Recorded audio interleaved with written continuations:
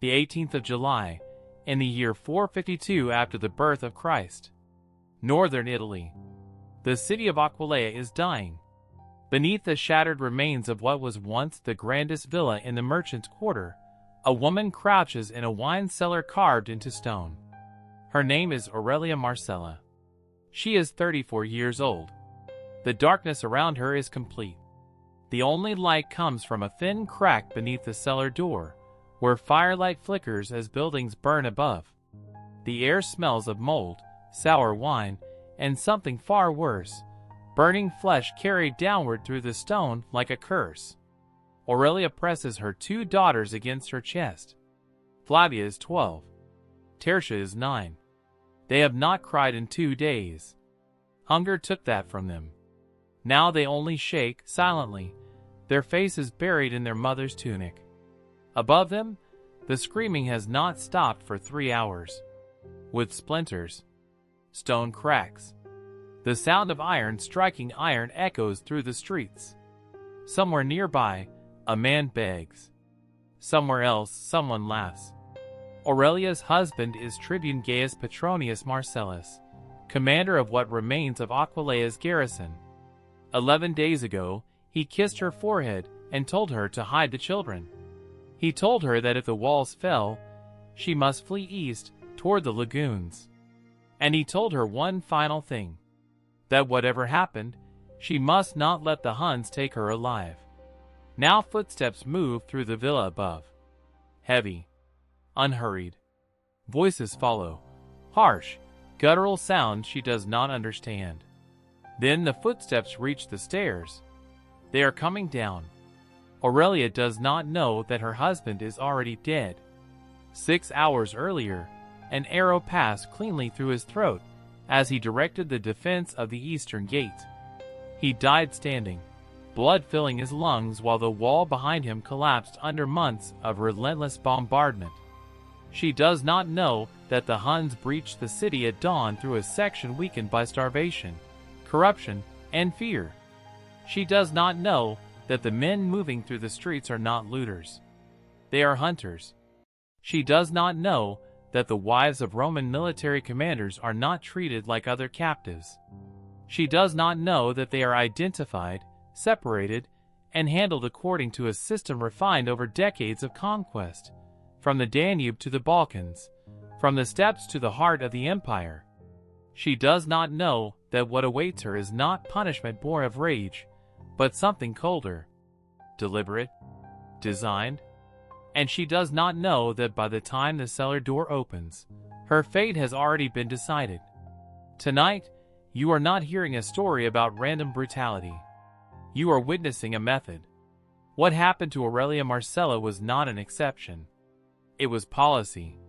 Ancient historians recorded fragments of it, often vaguely, often reluctantly, because to write plainly about it was considered unfit for public memory. This was not cruelty for pleasure alone. It was cruelty with purpose. The Huns understood something the Roman world struggled to accept, that empires are not broken only by armies, but by destroying the families that produce them.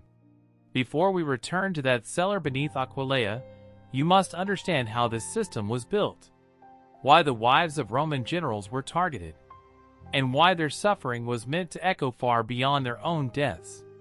To understand that, we must step back, away from Aquileia, and into the world that created this horror. Be why the mid-5th century, the Roman world was exhausted. Its borders were stretched thin. Its armies were underpaid.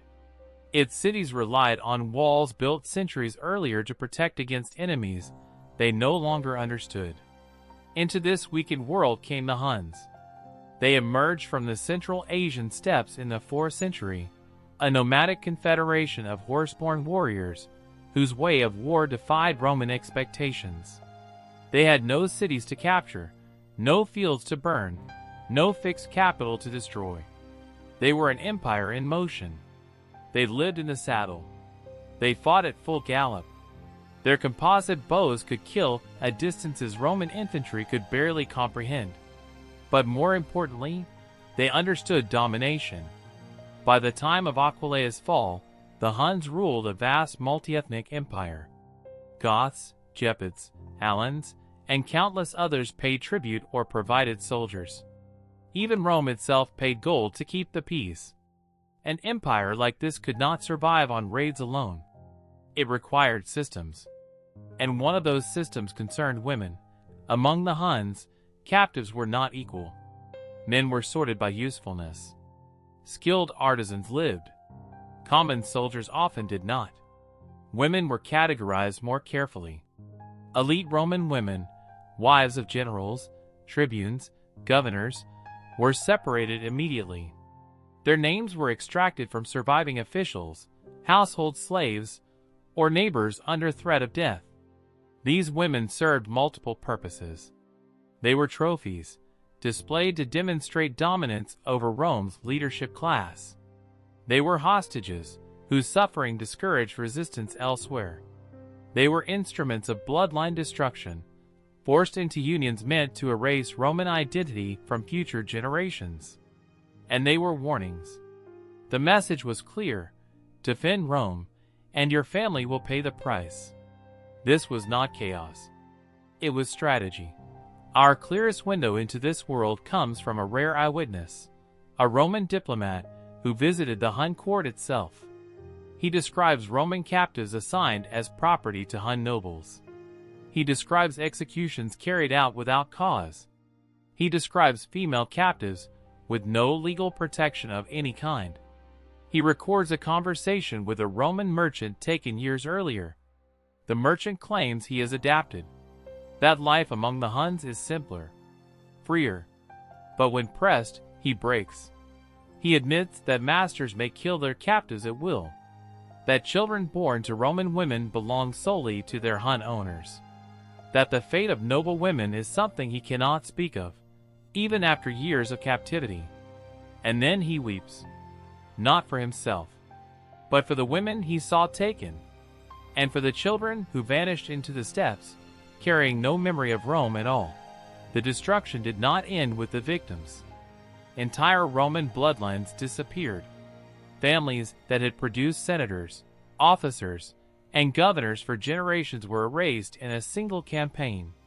The psychological impact was devastating. Commanders began to hesitate. Cities surrendered sooner. Resistance weakened, not because Rome lacked soldiers, but because men knew what defiance would cost their wives and daughters. This was conquest through terror refined into policy. And it worked. The cellar door bursts inward. Torchlight floods the darkness. Aurelia does not scream. She only tightens her arms around her daughters, as hands seize her shoulders and pull her to her feet. She understands now why her husband told her that death was preferable to capture. But understanding comes too late. Aquileia will burn for weeks. Its people will scatter or vanish. And somewhere far from Rome, in lands without names on Roman maps, Aurelia Marcella and her daughters will disappear from history. Not because no one knew, but because some stories were never meant to be told.